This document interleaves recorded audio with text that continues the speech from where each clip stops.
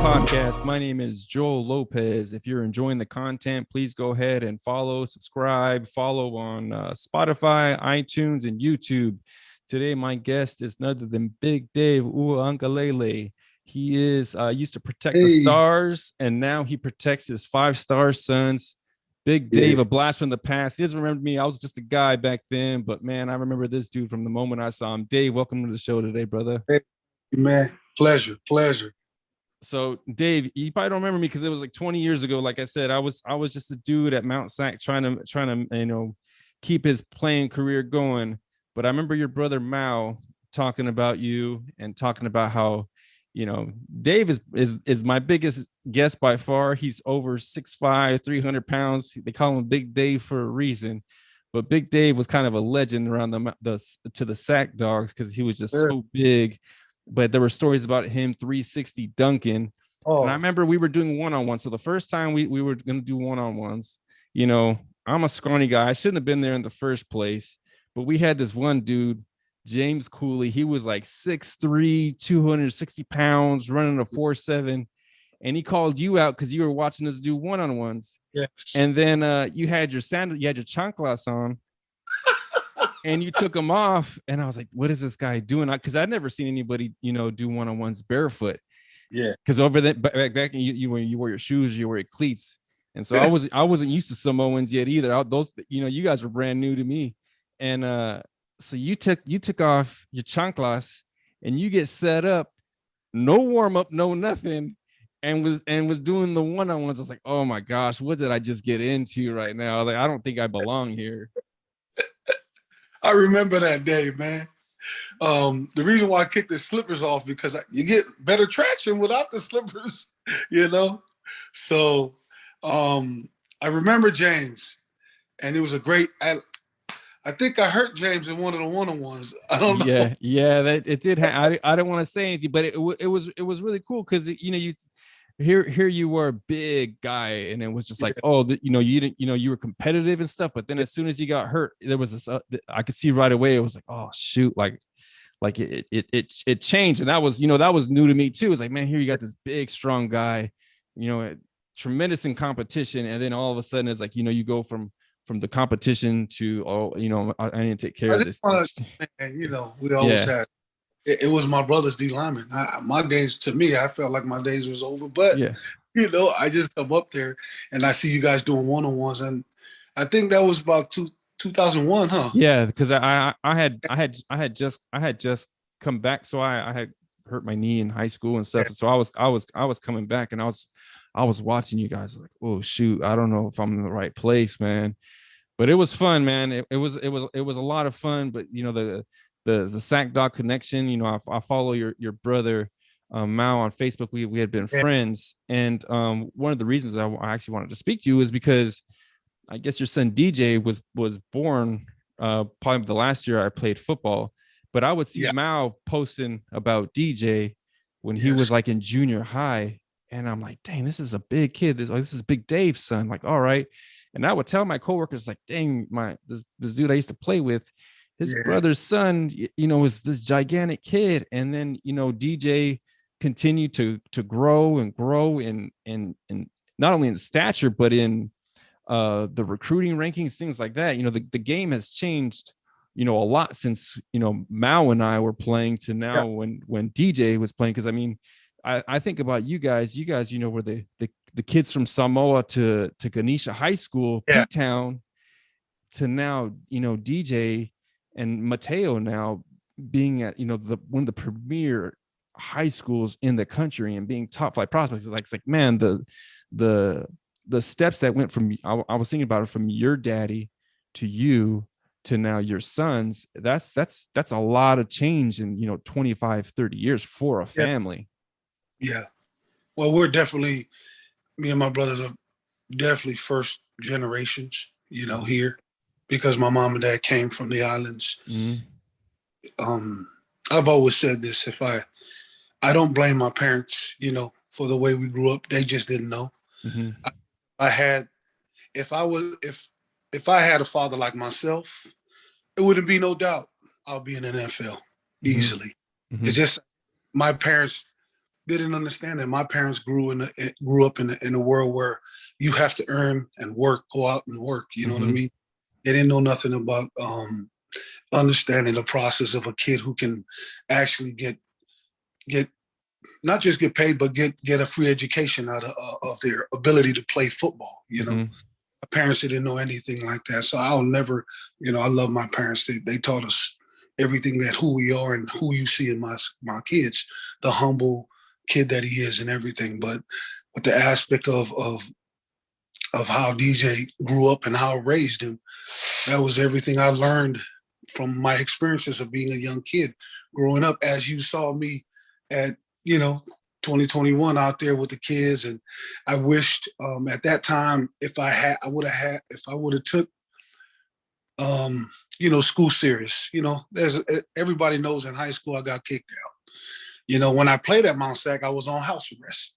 I'm saying, like, a lot of the stuff, the bad decisions I made when I was young, I knew that those were things that once I had my kids, they weren't going to go through those same things. They were going to take full advantage of their opportunities. I was going to raise them in the church. Me and their Mm-hmm. mom, great job of installing the God-fearing in them first and foremost, and then teaching them how to just being good human beings, Mm-hmm. good friend, following through with everything Mm-hmm. they do in life, and just it kind of was like keeping them in a box per se. Mm-hmm. I don't think my kids we ever let them go sleep over other kids' houses and stuff like that. Mm-hmm.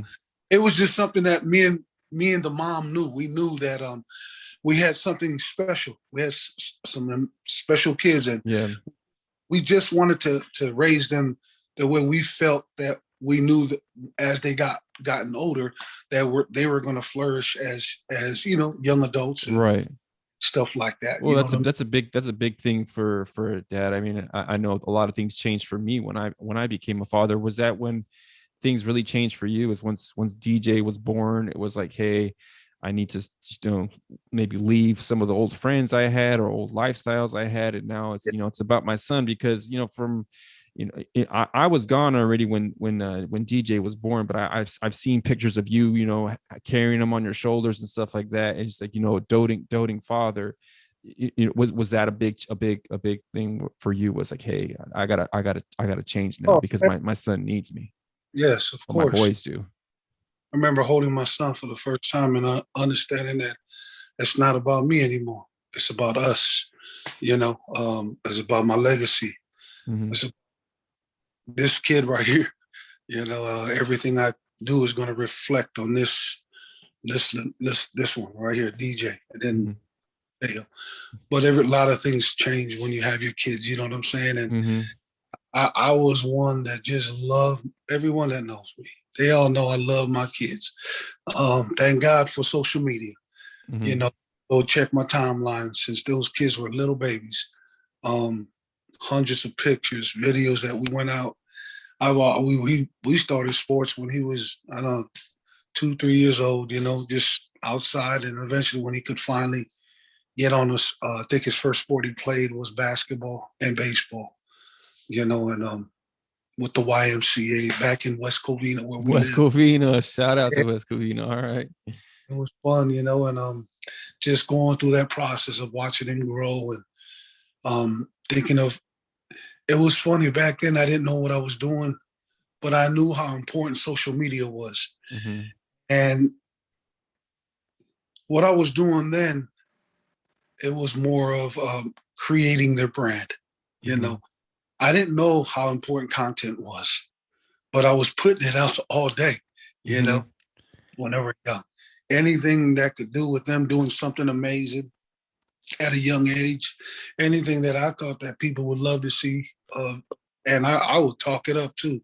Look at my young, 11, 7, 8 years old, third grade playing with 7th and 8th graders. Mm-hmm. Would post all of that stuff. Little did I know that those things were things that I was creating leverage with him. Mm-hmm. Creating a brand. What DJ signed at Dr. Pepper, right? that Dr. What people don't know is that started when he was a young kid. You know what I mean? That creating of that brand, creating of who he is now today, started when he was a little kid. You know what I mean? So I get a lot of parents, I'm talking to a lot of parents now about the process. And a lot of them started when they were in high school. And that's why I tell a lot of people, like, you waited too long. You know what I mean? You're playing catch up now in high school. You know, and people sometimes I try to tell people, people think that you could just call one person. How do I get my kids seen? Who do I call? I for one, I'm going to tell them the truth. I'm going to be transparent. I didn't send one tape or one video of my son to any recruit. What I did was I created a brand with my kids, all the videos and stuff. I made them come to me. That's basically how it happened. And I didn't do it for that intention. You know what I mean? Yeah. I was just doing it because I love my kids. Right. And I thought my kids were amazing. Yeah. I said, who's 11 years old throwing a ball 50 yards? You know, and record that and post that. Yeah. That's how I was doing it. I wasn't, okay, we're going to do this because we're going to create a brand and they're all going to come because of the leverage. How much? Nah, I did it just unconditional love for my kids. Well, I that think all happened. I think the thing that encapsulates that is, you know, I had, you know, with all the stuff that happened last year with college football, I'm a UCLA fan being from LA, you know, I know, you know, everybody kind of picks, right? SC or UCLA. I was a UCLA fan, and the Pac-12 had said that they weren't going to play. And I was like, dang, I'm a huge college football fan. What am I going to do? And then I remembered, I was like, oh, DJ's over at Clemson. Like, I'm gonna root for Clemson. And then DJ scores his first touchdown, and who's in the stands but, you know, proud papa and mama just going crazy over their boy. It's like, yeah, that's the Big Dave that I remember, just, you know, doting on his family. And that was one of the things that I really enjoyed about you guys was, you know, you would come to support Yona and Mao at the games, and your brother Rob would come. You guys would always just be around and support each other, you know, because Mao was playing at the time and Coach Yona was coaching, but you guys would still come around and support. And that was like something that really stood out to me. And I kind of, you know, and if you follow Big Dave on social media, you can see that even now on Facebook, you know, Mao shouting out, you know, all the cousins and nephews that he has, and you shouting out everybody, and you know, showing love to Coach Yona. You know, it's just like, wow, like, you know, because the big thing for me is family. Like, you know, I love football, but football was a way for me to kind of learn a lot of new things that exposed me to a lot of different people like yourself and your family. And I always just thought that was real cool, because I think that's just something that happens with football, is you get to meet these really, really cool people. Oh yeah, I mean, I used to love going to those games. I love the relationship with DJ and Mount Sac. You know, I never thought he would put it in his top. You know, have his top 7. That what people don't know is his sophomore to junior year, everyone's asking, what college do you like? Where will you want to go? And he got really he didn't want to be serious about it. So he would jokingly say, I already committed to Mount Sac. He would tell the reporters and all of that, and they're looking like, huh? And that's how we took the recruiting process. He didn't want the recruiting process to distract what he had to do for school and his football. You know what I mean? So whenever those questions come about, he was like, well, I've already committed to Mount Sac, or I'm already looking at Mount Sac, because he's always been a Mount Sac fan. As you know, as every game at Mount Sac, that, you know, Saturdays, right? The game field, and DJ and Mateo and all the other boys are having their game, you know, right there by 50G on that little patch of grass. You know what I'm saying? So every Saturday, when we do go and support Yona, they're never in the stands watching the game. They're out there in their own games. That's his memory of Mount Sac was always. That's why he loved Mount Sac. That's why he kept it, and it was cool because he started a trend, you know. So other putting their cousins or their brothers or their, you know, junior college or small colleges in their top Yeah. five. And giving them that publicity. Yeah, I know you gotta hop off. Your time is valuable, and I always want to be respectful of man. your time, Big Dave. But man, Oh, I'd love to have you back on whenever possible, brother, and catch up. But I know you're busy with the boys. Looks like you're out traveling. Clemson doesn't play this week. I think UCLA starts a week 0, so I think you guys yeah, start next week. And then I know Mateo's got his games too. So, yeah, yeah. but Mattel. Well, I just got to say something about Mattel. Mattel is like a rock star. I like what, because that's what the guy called him on this last game on Fox Sports. You know, it's just crazy what Mattel is doing. That he's rated the #1 weak side DN in the country in his class, and he on Max Prep he's the #1 tight end in the country. So the kid doesn't. I mean, to do it on one side is cool, but to do it on both sides at the highest level of football, not just that, you know, saying to do it, to doing it in the Trinity League. I want you guys to understand how powerful this Trinity League is. The top 5 kids that are candidates for the Heisman Award, 3 of them are from the Trinity League. A.T. Daniels, DJ Uiagalelei, and Bryce Young. You know what I mean, just the thought of that. You know what I'm saying? I mean, to do it at that level, Mateo, and then not to mention the music side. I'm going to mention the names of Tubby, my buddy Tubby, who is Sean Holiday. Google that name. These are guys that are top execs in the music game, you know, that Mattel is working with right now. Another guy named is Malik Rashid, you know, big guy in the music game. You know, so Mattel's potential and options is just out of this world. You know. Yeah, just to I didn't know how much time you had but I wanted to go back 20 years ago. Long Beach Poly plays De La Salle, and this was probably one of the biggest games ever. They called it the game of the century because De La Salle had 3 guys who were D1 at the time. Derek Landry, one of them, Maurice Jones-Drew, and Long Beach Poly had Herschel Dennis, Manny Wright, and Mercedes Lewis were like some of the and Winston Justice. These were the top liners. So this was a big game. It was like, wow, there's 6 guys on scholarship with Long Beach Poly, and there's 3 guys with Derek Landry. Well, when St. John Bosco plays Modern Day, there's like 40 guys on each team now that are D1. So it is completely high school football is at a tremendous level now. So just to set the context of what Mateo is doing, he came in as a freshman, and in these schools, what you see is a guy might be good enough to play one spot because this is the caliber it is. It is ultra rare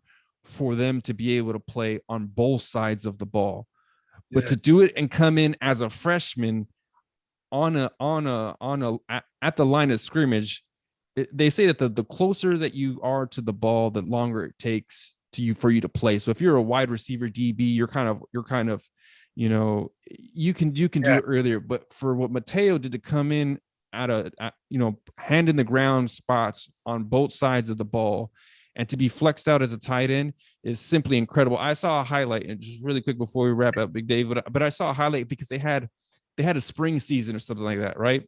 Yeah. And then I saw the highlights, and I was like, dang, who's that big ass kid? Who is that? And then I looked at the number. I was like, oh, that's Mateo. Dang, he got huge. Like he got even bigger from his freshman year. So incredible what you got going on there, Big Dave. And you know, it's a treat really to watch your boys because they're humble. You know, I remember I would get pumped up just off of a little publicity I got, you know, being a ball player, and they get tons of publicity, and you know they handle it with humility. But I see that, you know, I saw that from you and your family. I was like, oh, I know that's genuine, and that's why, you know, I wanted the opportunity to speak to you, and I'm glad we were able to connect, even if it was for a short while, brother. Man, we'll do this again, bro. Just let me. We'll just talk. We won't even have a time to. For sure, brother. Well, appreciate you. I know you got stuff to do, and I know you got other means to go to, but appreciate you, Big Dave. And this is the Read Your Keys podcast. Have a good one, everybody. Hey, send me a copy of this, man. For sure. All right, my brother. All right, take care. Here. Bye-bye.